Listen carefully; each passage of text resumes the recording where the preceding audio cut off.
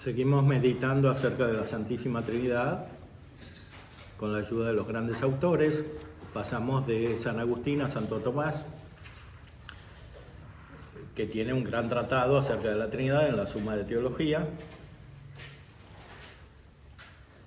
Es complejo, especialmente porque sigue la terminología tradicional, que no siempre es tan clara como la que él mismo desarrolla, pero lo hace a propósito porque dice aquí que cuando se trata de la Trinidad hay que obrar con cautela y modestia, es decir, no hay que querer inventar términos nuevos, teorías nuevas, hay que atenerse a la Sagrada Escritura y a la tradición. Cuanto más importante es el tema, tanto más hay que ir a la tradición.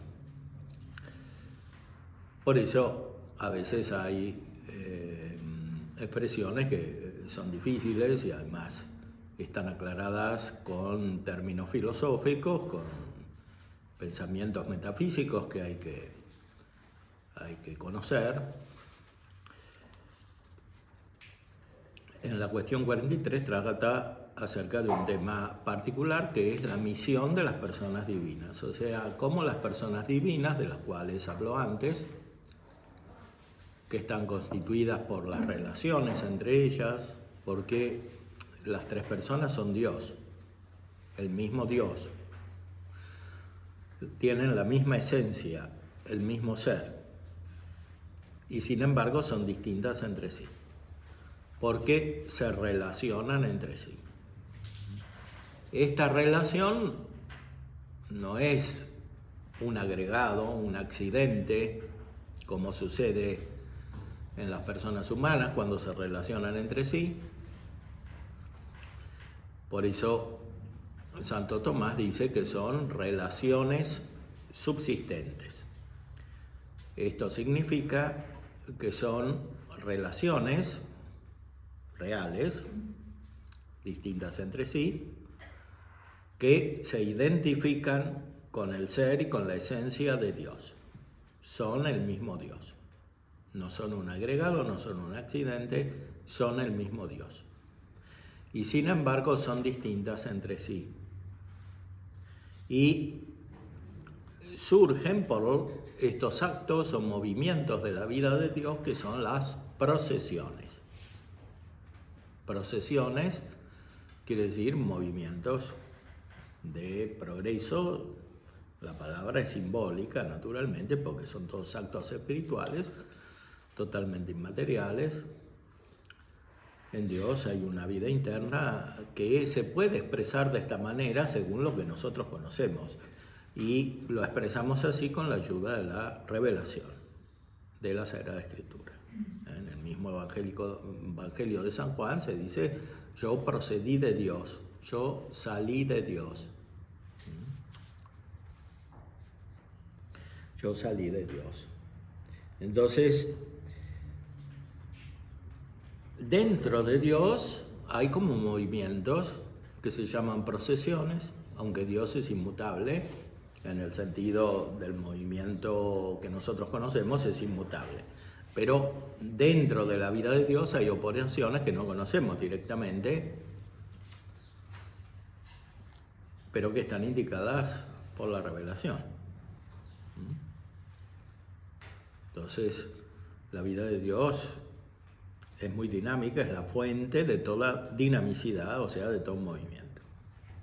Todo lo que nosotros conocemos como movimiento y como vida y también como ser, procede de Dios. Ya está en Dios. Él es la fuente, el origen. Ahora, la vida de Dios se manifiesta no solamente por la creación, de la cual trata inmediatamente después de este tema.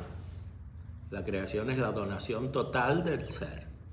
Dios hace todo, no hay nada que no haya sido hecho por Dios. El mal Dios no lo hace, pero justamente porque no lo hace no tiene ser. Es siempre el defecto de una criatura racional, espiritual, es un defecto propiamente de la voluntad de la criatura racional. Pero no tiene un ser intrínseco que haya sido hecho por Dios. Dios es autor de todo lo que es bueno, de todo lo que es uno, de todo lo que tiene alguna perfección. La imperfección y el mal en sentido propio, que es el pecado, la injusticia, eso viene solo de la criatura, no viene de ninguna manera de Dios. En cambio, todo lo que es ser, todo lo que es perfecto, todo lo que es bueno, viene de Dios. Y a veces viene también de la criatura, porque los hombres y los ángeles especialmente pueden hacer actos buenos. Pueden hacer el bien. Como imagen de Dios que son, pueden hacer el bien. Dios hace el bien, el hombre y el ángel también hacen el bien.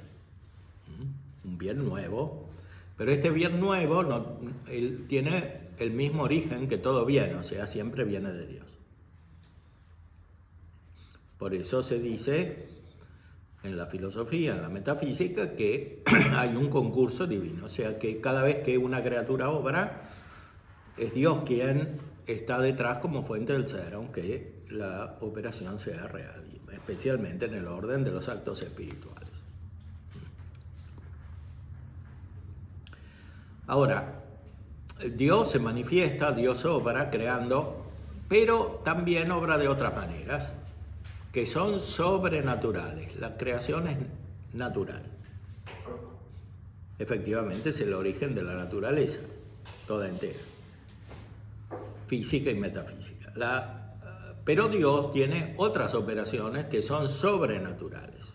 Sobrenaturales para nosotros, que somos naturales nosotros. Para Dios todo es divino, pero para nosotros es sobrenatural, porque supera la capacidad de cualquier criatura. Y estos actos son las misiones divinas. Misión quiere decir envío.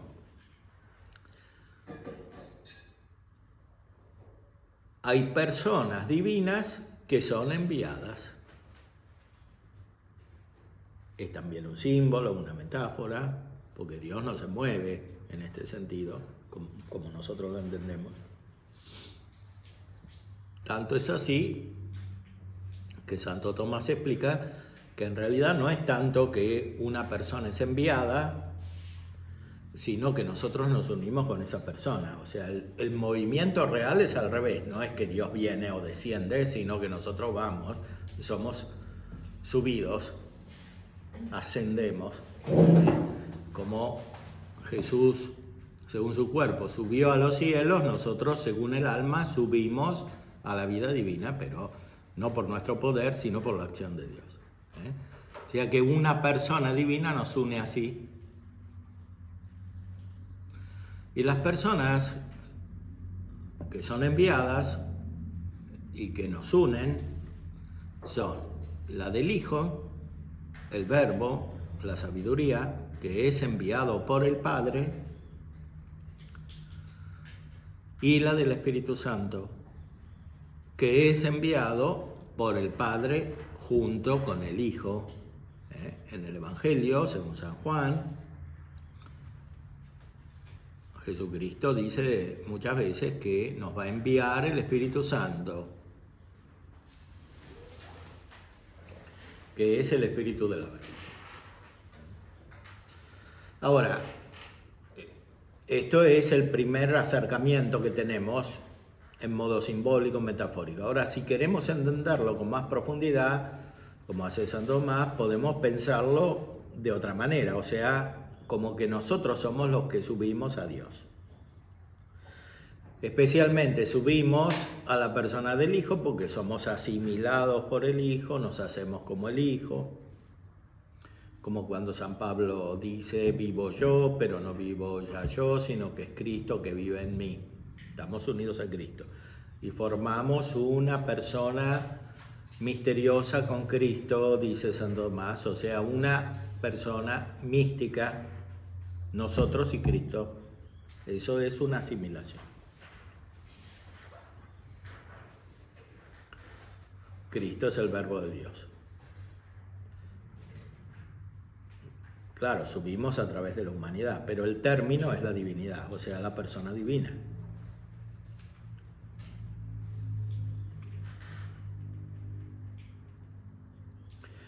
Pero además hay otro movimiento que es que recibamos el Espíritu Santo o que nosotros nos hagamos espirituales, o sea, subamos espiritualmente, nos espiritualicemos. Como dice San Pablo en la carta a los Corintios, dice: buscad las cosas de arriba, donde está Dios. Buscar las cosas de arriba quiere decir subir espiritualmente, no las de la tierra, dice. O sea, todo el camino de la vida cristiana es un camino espiritual. Pero esto no solamente en sentido general, porque tenemos lo principal de nuestras operaciones en el alma y no en el cuerpo o en los sentidos, sino porque somos unidos al Espíritu Santo y nos convertimos en personas espirituales porque estamos unidos al Espíritu Santo y tenemos muchos dones del Espíritu Santo, que son la gracia según el ser y las virtudes según la operación, para operar, especialmente las virtudes teologales que nos unen con Dios: fe, esperanza y caridad.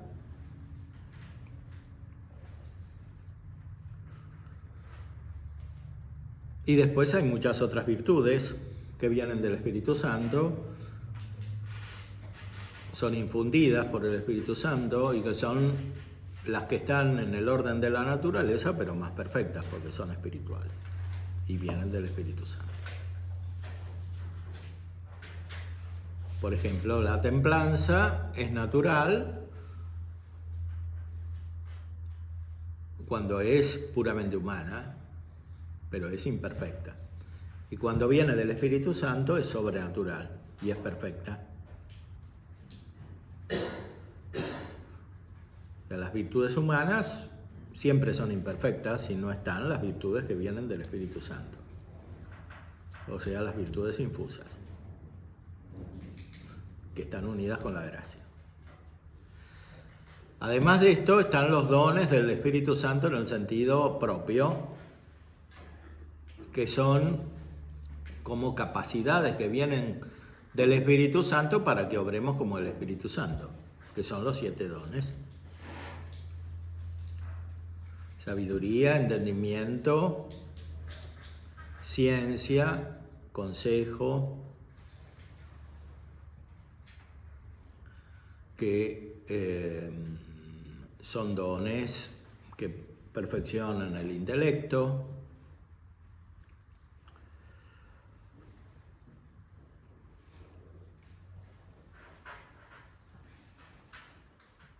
Y después hay dones afectivos: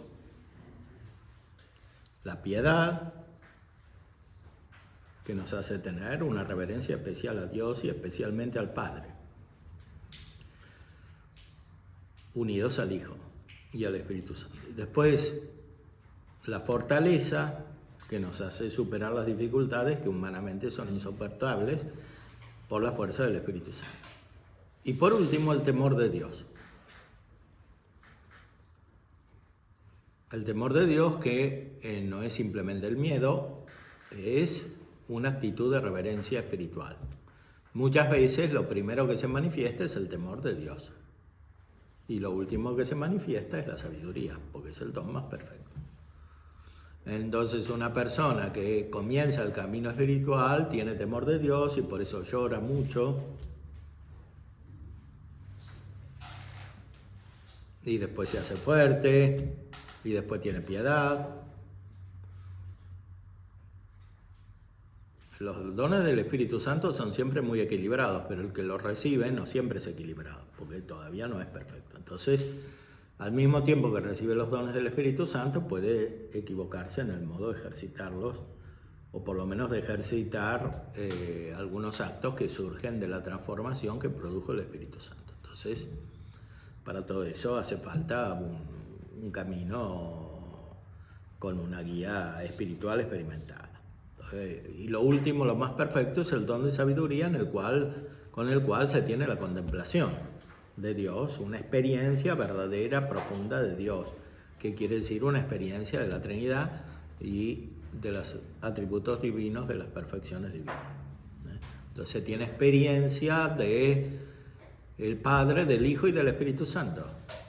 Y eso es lo más perfecto que se puede tener en esta vida, aunque todavía está la fe. Y por tanto no haya una visión directa de la Trinidad, pero se percibe la Trinidad. Y eso es lo que todos tenemos que buscar. Y para eso recibimos por la gracia los dones del Espíritu Santo.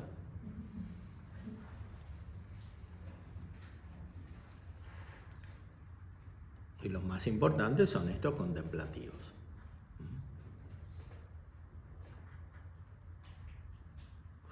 Entonces la vida se espiritualiza por el Espíritu Santo, o sea, nos unimos al Espíritu Santo. Se eleva nuestra vida y se hace espiritual por el Espíritu Santo.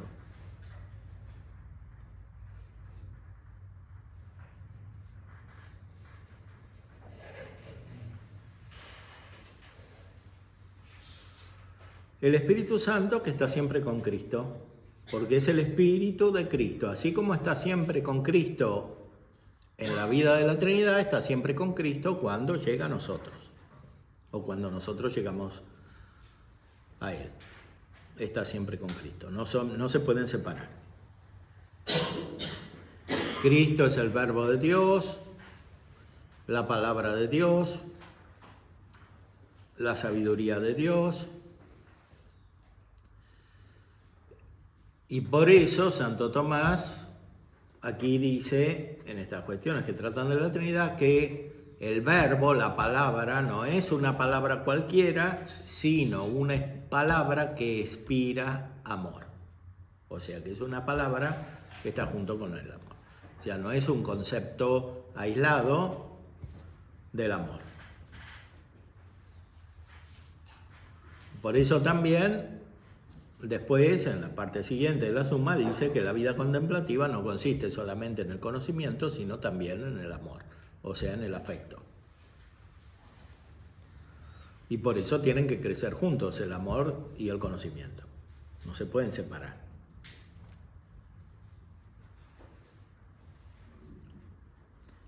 Como en cambio sucede en la cultura moderna, se separa el amor del conocimiento. El afecto va por un lado y la razón por otro. Y después terminan oponiéndose entre sí, ¿no?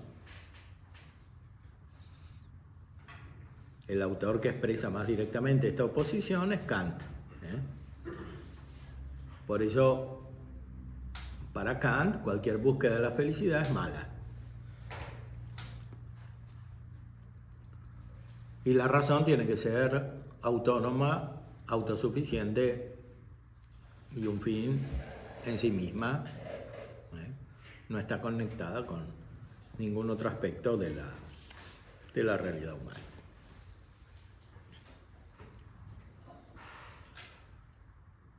Entonces, el origen de esta vida espiritual, según el Espíritu Santo, que es vida cristiana según Cristo, son estas misiones divinas.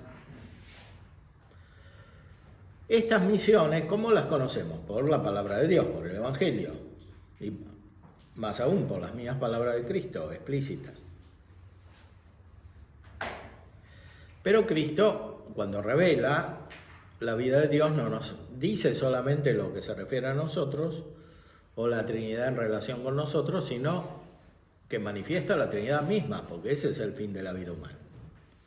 Conocer la Trinidad misma.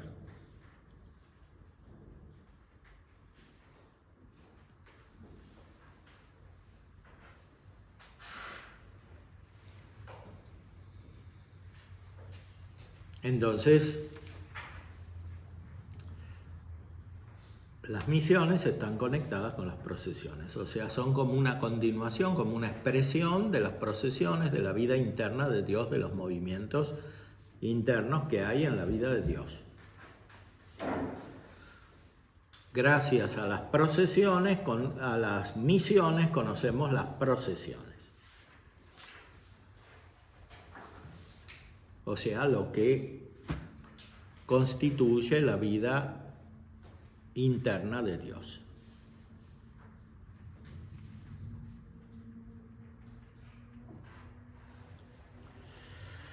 Aquí aparecen muchos temas.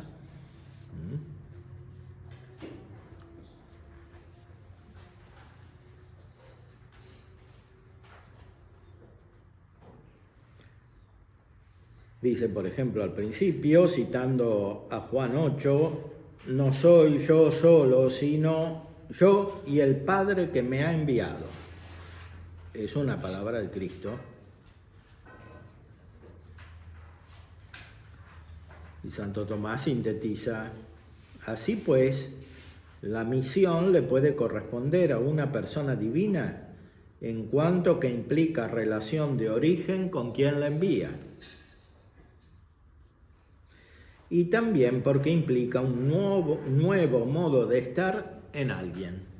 O sea, Dios siempre está en nosotros, porque es el Creador. Pero cuando nos envía al Hijo y al Espíritu Santo, está en nosotros de una manera nueva. O nosotros estamos en Él de una manera nueva.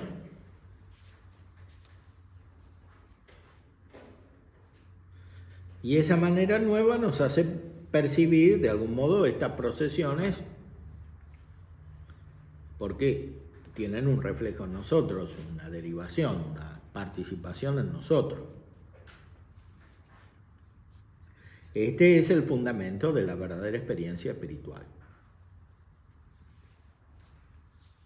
que se tiene perfectamente cuando se posee en plenitud no solo la fe, la esperanza y la caridad, sino también los dones del Espíritu Santo y principalmente el don de sabiduría, que nos hace conocer experimentalmente a Dios.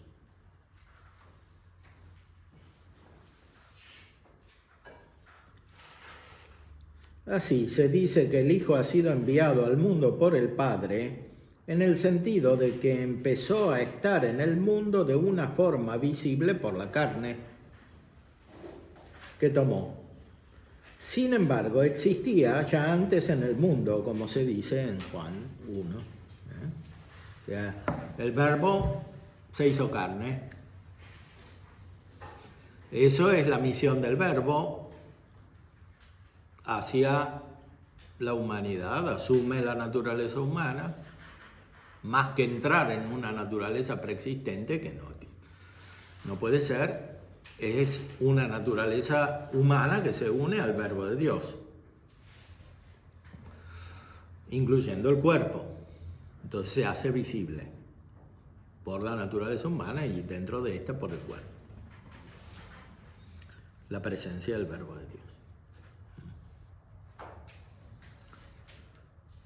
O mejor, la consecuencia de la presencia del Verbo de Dios. Pues la presencia propiamente pertenece al ser y el ser no lo pueden captar los sentidos, solo la inteligencia.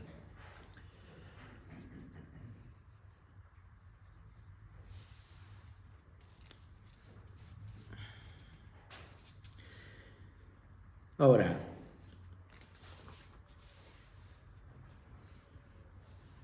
considerando especialmente la encarnación, nos damos cuenta que hay misiones visibles y misiones invisibles. O sea, las misiones que tienen como modelo la encarnación, que termina en un cuerpo, el cuerpo de Cristo, se ve. Pero esto pertenece no solo a Cristo, también al Espíritu Santo, porque aparece como una paloma o aparece como un fuego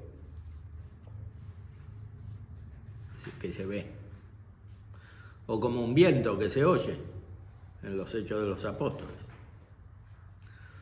Eso es misión visible. Claro, la misión visible del Hijo es permanente, termina en el cuerpo de Cristo. El Espíritu Santo, en cambio, como ese Espíritu, no aparece de la misma manera, aparece de una manera especial en algunos momentos, cuando quiere suscitar un efecto especial, como el día de Pentecostés.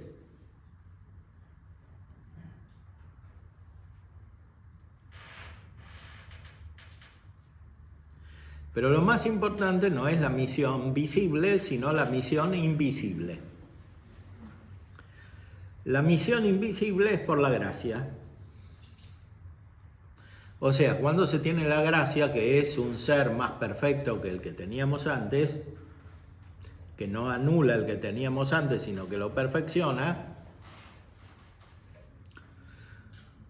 está presente Dios no solamente como creador, que ya estaba como creador, y como creador está todo Dios, o sea, el Padre, el Hijo y el Espíritu Santo, pero no nos dábamos cuenta porque no había un efecto especial que nos hiciera dar cuenta de que estaba el Padre, el Hijo y el Espíritu Santo. Por eso los filósofos no pudieron conocer la Trinidad. Tuvieron algún vislumbre de la Trinidad, pero no exactamente la Trinidad. O sea, a veces aparece como que conocían la sabiduría que surgía de Dios. O Aristóteles dice que Dios es conocimiento de conocimiento. Pero, dice San Tomás, citando a los padres de la Iglesia, como los filósofos no tenían el Espíritu Santo, porque eran malos, no tenían la gracia, no pudieron conocer el Espíritu Santo. Porque no estaban unidos al Espíritu Santo, no estaban renovados espiritualmente. Y por eso no pudieron conocer la Trinidad. Los padres de la Iglesia, y después San Tomás, dice, se equivocaron en el tercer signo. Les faltó el Espíritu Santo. Porque para conocer el Espíritu Santo hay que ser bueno, pero con una bondad especial. No es la bondad de la criatura, de ser buena persona. Pues buena persona, de algún modo, son todas las personas, porque son. Pero aquí se trata de otra bondad, una bondad especial que refleja la persona divina del Espíritu Santo. Y esa bondad no la tienen todos. Y ni siquiera los filósofos cuando decían cosas verdaderas.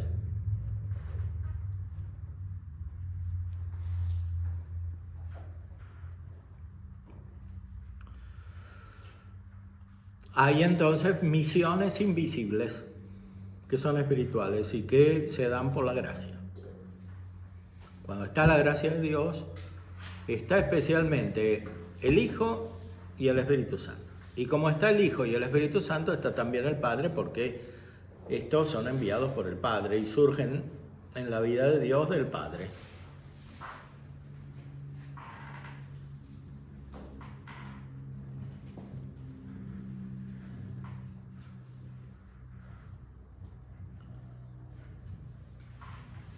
Ahora, justamente como la vida de la gracia es sobrenatural, no se puede conocer directamente. Por eso nadie puede estar seguro de que tiene la gracia. Humanamente no puede estar seguro, porque no se puede conocer de modo humano. Hay que tener otro tipo de percepción, que es justamente espiritual. Para darse cuenta de que está la gracia, hay que tener una mirada espiritual, según el Espíritu Santo.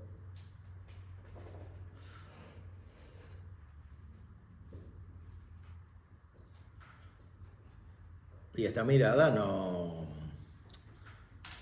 corresponde a una constatación experimental en el sentido racional, como cuando se hace una deducción, o empírico, cuando se constata algo de la realidad exterior.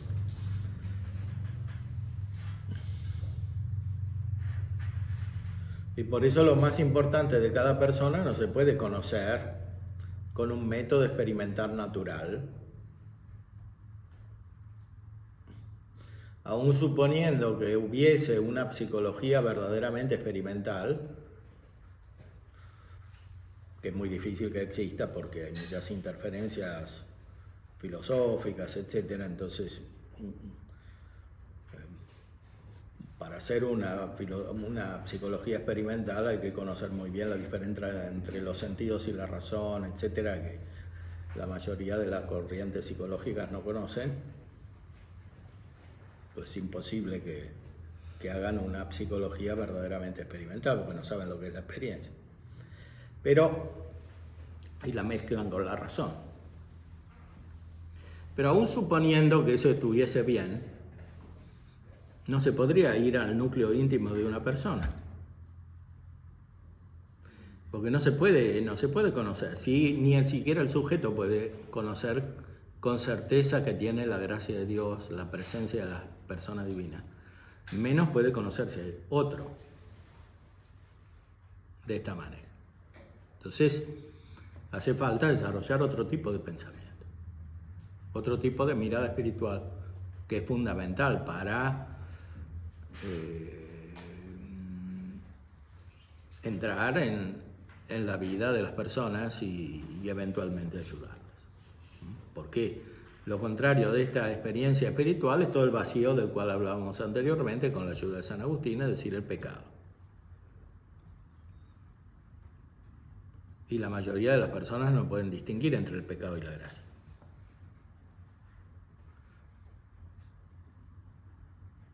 Y la mayoría de los psicólogos tampoco. Entonces se les escapa el núcleo más íntimo de las personas.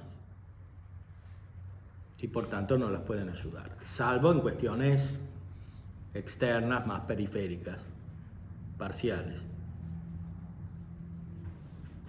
Pero no en lo principal.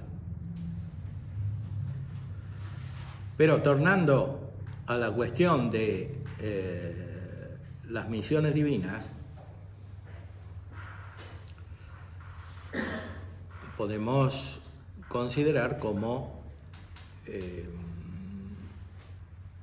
lo principal son las misiones invisibles que corresponden a la gracia, a la presencia de las personas divinas por la gracia.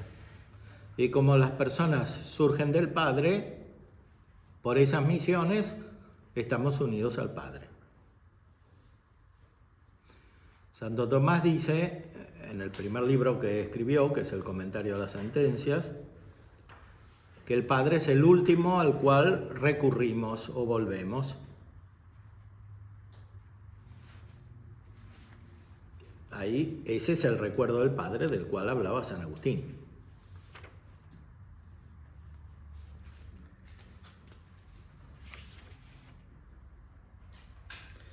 Por eso el Padre no es enviado, es el que envía. Sí, estamos unidos al Padre, pero de otra manera. O sea, con cada persona estamos unidos de una manera distinta, porque cada persona es distinta.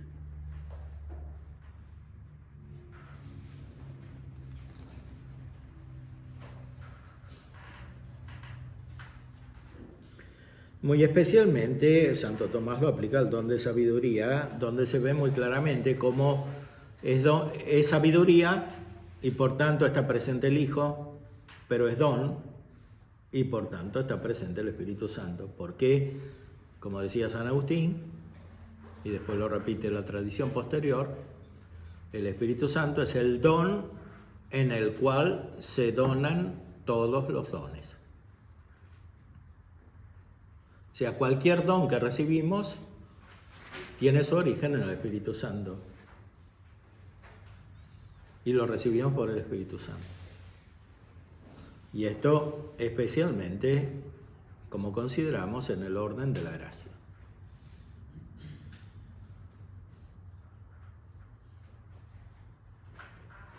Toda la vida espiritual tiene esta referencia al Espíritu Santo y al Hijo. Y contiene los efectos de la presencia del Espíritu Santo y del Hijo.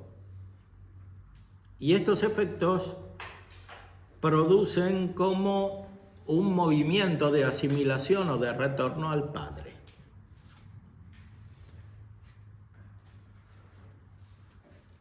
que es la fuente de toda perfección en Dios.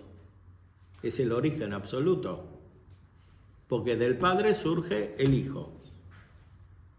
Toda la vida del Hijo, todo el ser del Hijo viene del Padre. ¿Cómo conocemos al Padre?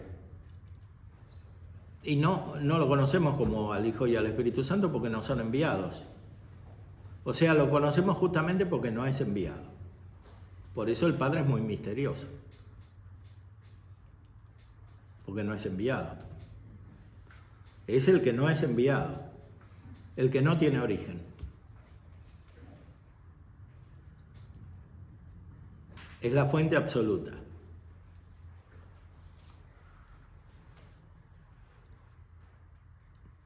O como decían algunos padres orientales, es la causa de toda la divinidad, pero causa aquí no en el sentido de el origen de un efecto, sino en el sentido de origen absoluto, principio. En la teología latina se usa la palabra principio.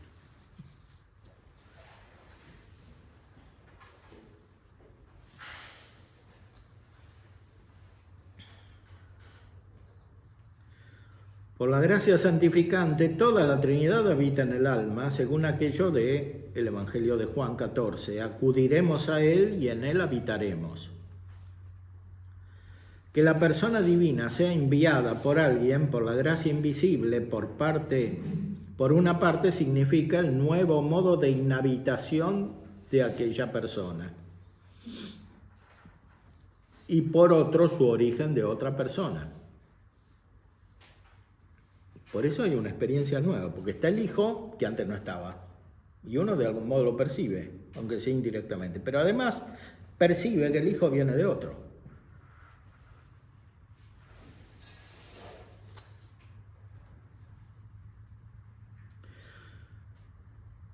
Por eso, como inhabitar por la gracia y proceder de otro les corresponde tanto al Hijo como al Espíritu Santo, tanto a uno como al otro, les corresponde ser enviados invisiblemente.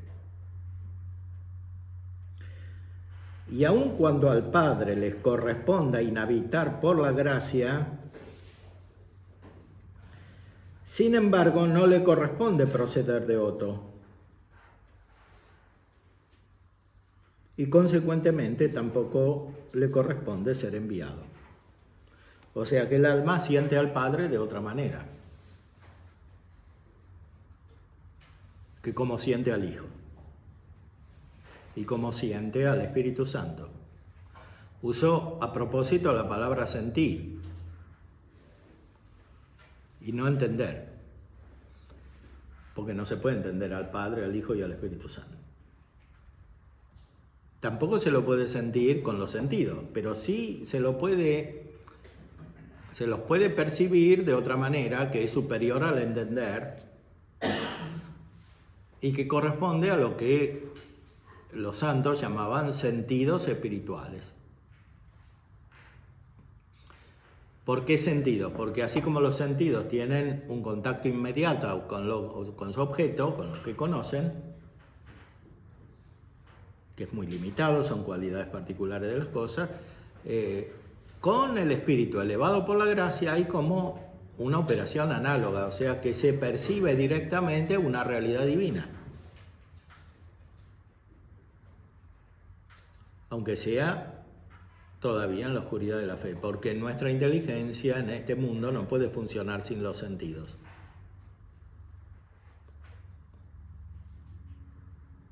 Porque el alma está unida al cuerpo y la inteligencia está unida a los sentidos.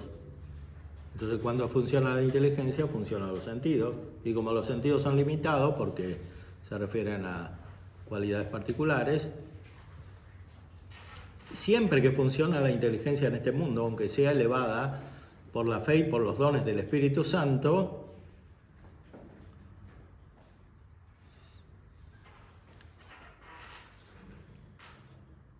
hay oscuridad, que proviene del hecho de que tenemos los sentidos.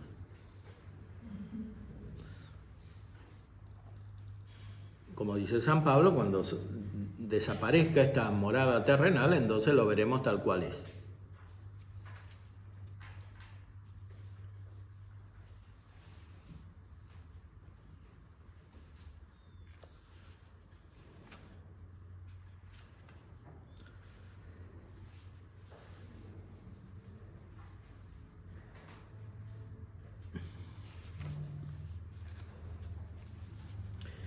Esta misión invisible de las personas está en todos los que participan de la gracia. O sea, cualquier persona que está en gracia de Dios, aunque no tenga conciencia de todo esto, lo cual requiere un camino espiritual muy intenso,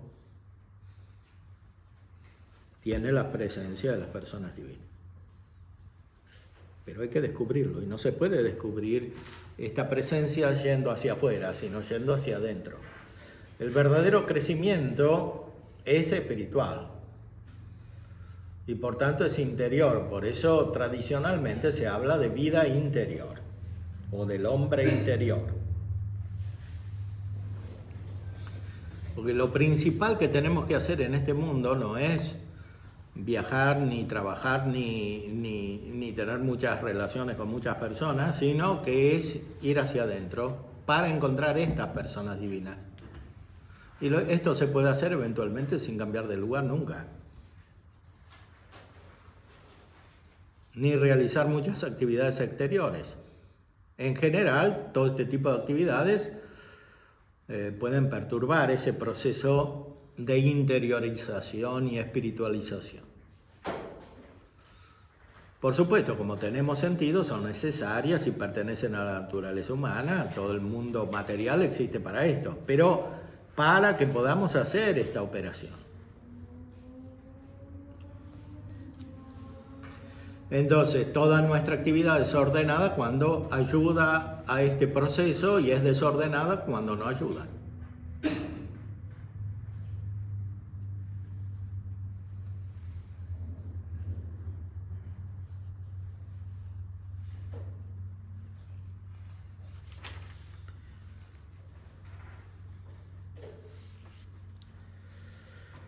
Resumamos entonces diciendo que cada persona es enviada por aquella de la cual procede eternamente, porque justamente conocemos la Trinidad por estas procesiones, por estas misiones.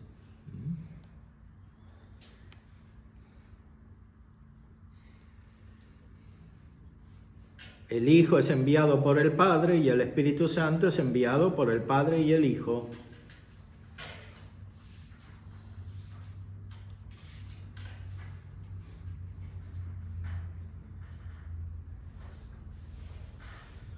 Y esto estaba prefigurado en el Antiguo Testamento, en el profeta Isaías, dice Santo Tomás, y ahora me envió el Señor Dios y su Espíritu.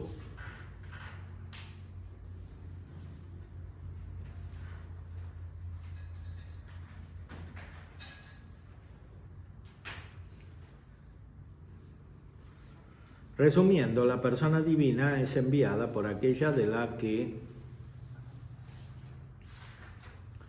procede.